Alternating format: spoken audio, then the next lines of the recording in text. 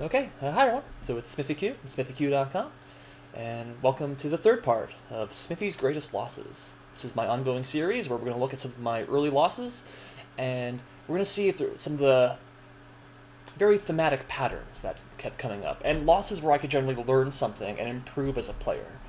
Hopefully that this can imply not just to me, right? So I'm not just showing, some of my worst moments, but rather how we can use these examples to get, hopefully, everyone can get better. This example today, it might be unique to me in the sense that I was black in all these examples. I'm not sure if that was a coincidence, that's just the examples that I found. But I was always black, and it seemed like my king had a really bad tendency to march into the middle of the board, no matter what. Right? It was just, my king loved to go on an adventure. And so, hopefully, just don't do that. That's usually not a good thing to do. But perhaps more interesting is the thought process that was often behind this. Now, many of these games are almost 20 years old at this point, so I don't exactly remember what I was thinking. But I can more or less remember the schematic way that I was thinking. And I'm going to really share that with some of these examples, and hopefully we can learn from that, because I found, or I see that this is a very common thing with the king. So first, I'm just going to show you an example. I found several examples in my database where my king just marched happily into the center. This first one angers me, not for the usual reasons. This is because my opponent, he was a rated 1100, but that's because he was a sandbagger. He was a really good chess player who just intentionally lost a whole bunch of games.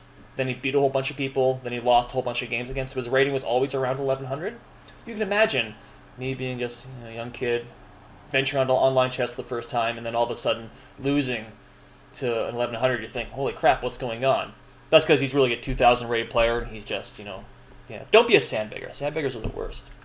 So we're not going to look at the moves too much. I want you to look at my king, basically, because this is going to be kind of the heart of the example, is that, okay, I can't castle, so that's great, and then we're going to see quite quickly, okay, I blunder a piece, that's great, is that my king, he just very happily marches right into the center, where he's then exposed to forks. I lose another piece. We've got other checks coming. We got this. We've got this. We can protect this guy first, like this. And then my king is just, it's terrible. I don't have anything else developed.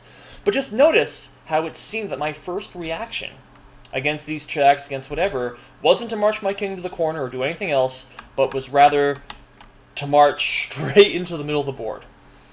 So this is going to be an unfortunate theme that we're going to be looking at. And so we can thankfully get rid of that one. No, I do not want to save it.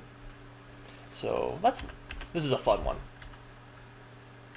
Take, take, take. So in this position, again, I'm blocking all these examples. And I just lost the pawn. But you know what? We're both 1400. Who cares about pawns? That's not going to matter. What does matter in this position? Unfortunately, white has a pretty strong threat of knight c7 check, forking king and rook. There's no way to defend c7 in any way, and I can't move my rook out of the way because the bishop not like that. The bishop controls that square. So basically, the only thing I need to do is move my king. That's the only option. So what are the options? I could play king f8. That was one way to get out of the fork, but it does kind of trap this rook, right? Like, it's going to be really hard to get my rook into the game. I don't want to do that. So I played king d7 instead. Do you see the thought process that I just used? Is basically, I'm looking at two choices, either king d7 or king f8. For some reason, I never even considered king d8, but that's not really important. The idea is, I looked at one move, I said, I don't like it because of this, and so I automatically played the other move. That is the thought process. Two choices, I look at one, I say no, and then I immediately do the other without even looking at it. Because maybe having my king on d7 is even worse than trapping the rook. And, spoiler, it is. We can actually see, there is a discovered check coming up. And so what do? You run your king into the center, of course. Now, this just runs right into that fork anyway. My king keeps going into the center. Check. I just move around, and then I eventually get checkmated. As you should with your king in the center. And so, again, this is an example of me just marching my king off to glory. Why not? But it's that thought process behind it. There's two choices. One move, I don't like it, so I immediately do the other move. And that is such a dangerous thing. I just want to prove... ignore that. This is another example. This is only a one mover. If you look at this position, ask yourself, what would you do? You're black. Maybe I'll flip it. What do you do? So if we do a material count, okay, we each have 2 rooks, we each have a minor piece, we have a queen, he has an extra pawn. Okay, his 1 rook isn't doing anything, so that's good. We got rooks doubled. His knight is stronger than our bishop, so it probably makes sense to actually just take that knight, right? So it doesn't matter how he recaptures. If he recaptures the pawn, well, we've got the f-file. If he recaptures the rook, we can take it. Same thing, if he takes with the pawn, we've got the f-file. If he takes with the queen,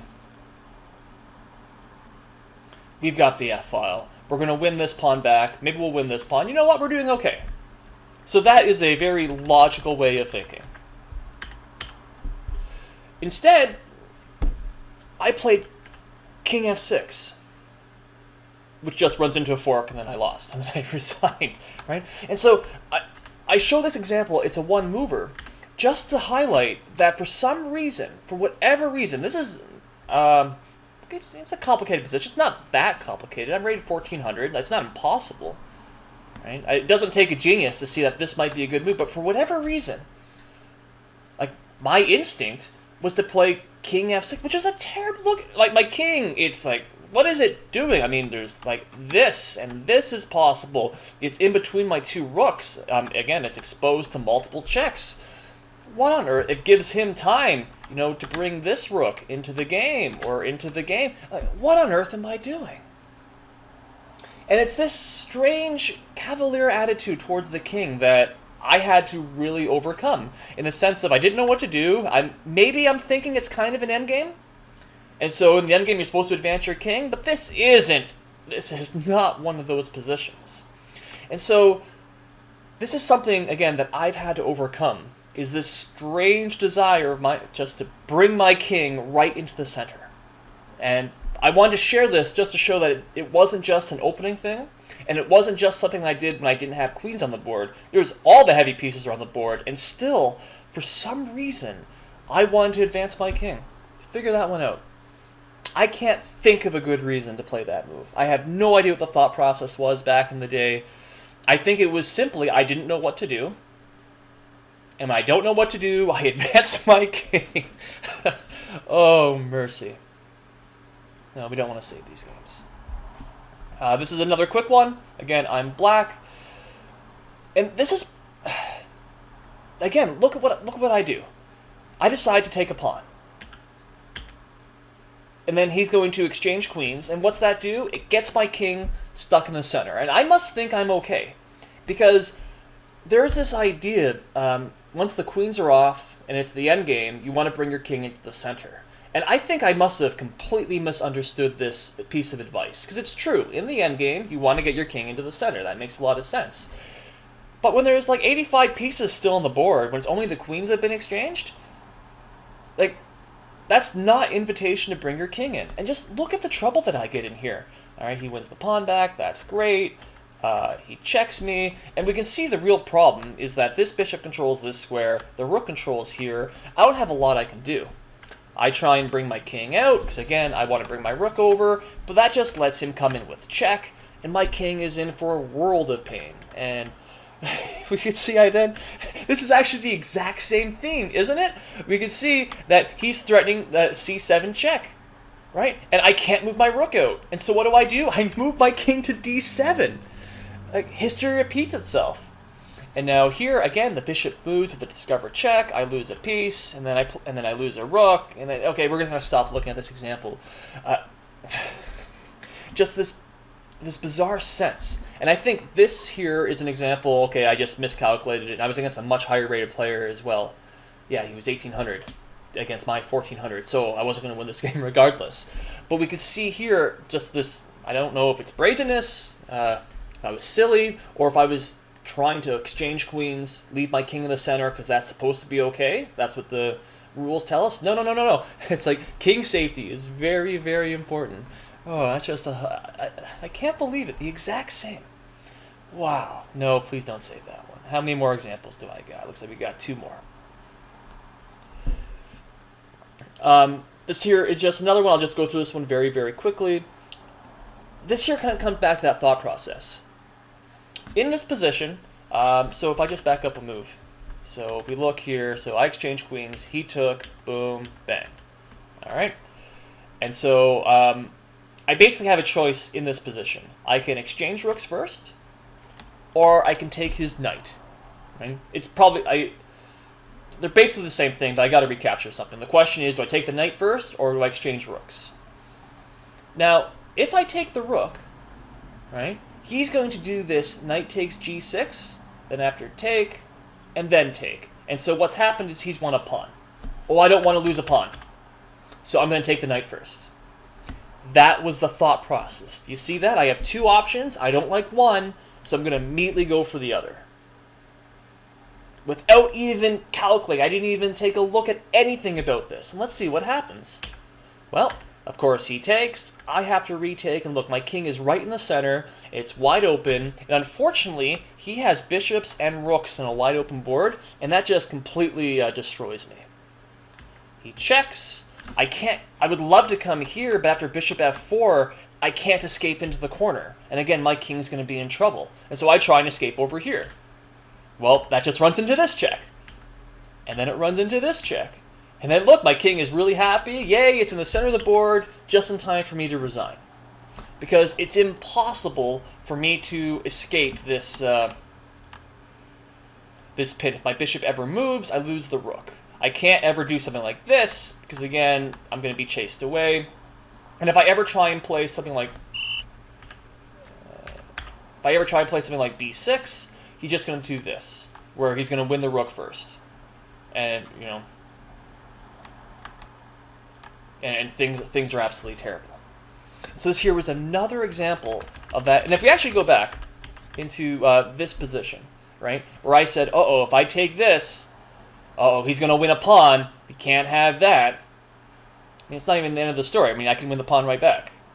Like, you know, but I stopped thinking. I immediately got to the point where I saw something. I said, nope, shut it down, and I played the other move without thinking. And that is an extremely dangerous thought process. And I've noticed other people, or I suspect, I can't see other people's brains, right? But I'm assuming something similar has happened when I've seen some other people's games. Certainly this is something that happens with me, and it very often happens, for some reason, with my king, or when there's a check involved, is that I look at one, I decide, nope, and then I just completely stop thinking and choose the other option. This next example is unfortunately the best one. And so I just want to highlight at this point that, so I was a bit better at this point, it's about 1600, and this still unfortunately happened to me. My opponent was rated 1900, and so he's very good. He was much better than I was. But for the first beginning of, you can actually see, again, I'm black. Is that black looks like he's doing pretty damn okay, right? We're going to get to this position. Where, honestly, I've played, like, if I can, you know, pat myself on the back. Good job, young Smithy. You were amazing here. White sacrificed a pawn early on. He did a gambit, and he got absolutely nothing for it. Black is just really, really good here in this position. It's great. So then my opponent here, perhaps feeling desperate, he plays rook takes f6. So you got two choices here. We've got queen takes f6 or king takes f6. What do we do? I might have even shown this example before. Well, first off, if I take with the queen, he's going to come in with the knight. Okay, I move my queen, then he's going to take, and he's going to win back the exchange. Oh, I don't want that, because right now, he just gave up the, right? So I'm up the exchange. I don't want to give it back. So I'm not going to take with the queen. I'm going to take with the king. That is the thought process. Do you see what happened? I didn't calculate a single variation about what happens if I take with my king. Not one. The only thing I calculated was if I take with the queen, I'm going to lose material. I don't want that, and so I'm going to take with the king. And I don't even lose material, right? Because right now, in this position, I'm up a pawn. Right? You do all the calc, that's great. After, rook takes, queen takes, I'm still up a pawn. The only difference is that we've traded a pair of knights and a pair of rooks. If anything, we're closer to the endgame. I'm doing even better. This bishop sucks. If this bishop ever moves, he's going to lose that pawn. Right? This is actually a really nice blockade. Things are great. Things are awesome. So if I would have actually like calculated even just a little bit, I would have been okay. But instead I got into this knee-jerk thought process. Oh, if I take it, I'm going to lose material. So I take with the king. And now here's where my opponent, he actually shows that he's a really good player. He comes in here. This is actually an excellent. This is so good because it stops my king from coming back into safety. Now, I'm not that insane to, march my king forward. I try and come back, but we can just see. Okay, so I lost that pawn. That's not very good. And then I check, and now I don't know what I'm doing. And now check. He's setting up another. I'm just running around until finally, there goes the queen. Oh, and that's game. So I'm not going into too much detail about this. It's rather, none of this needed to happen. Is that as soon as I took with the king, I'm pretty much losing. After this wonderful move, stopping him from coming back, he's able to open the position up, or he's able to sack. Like, he's got so many. The attack is surprisingly strong, in all honesty. But I didn't need to do any of this. Is that I just did that knee-jerk reaction, where I looked at two possibilities, I saw I didn't like one for whatever reason, so I immediately chose the other. I'm still kind of guilty of this, especially when it comes to my king. I'm much better at it, but I still get into, okay, there's two moves, I don't like one, let's just do the other one. And there should be a reason for your moves beyond just, I don't like one of them. So that's that. So, just as a recap, I would say that there were two main takeaways from here. Obviously, the most general, almost superficial, is don't march your king into the middle of the board. You got to be very careful how you do that. Evidently, I didn't learn that very quickly. But the more, you could say, general piece of advice that we'd like to learn is that be very careful at how you actually think in chess. Is that it's so easy to look at. You have you have two candidate moves. You don't like one, so you immediately play the other. That is such a dangerous thing. Right? Make sure you calculate. Make sure you have a reason for every move beyond just, I don't like the other one. So that's that. Hopefully you enjoyed that. I'm going to, unfortunately, the theme of king safety is going to crop up in many of these games because I hate my king, apparently. We have a love-hate relationship. And so we're going to see many more examples of me just throwing my king into chaos. But that's coming up. I hope everyone is well. Stay safe out there. Thanks for watching. Thanks for listening. Bye for now.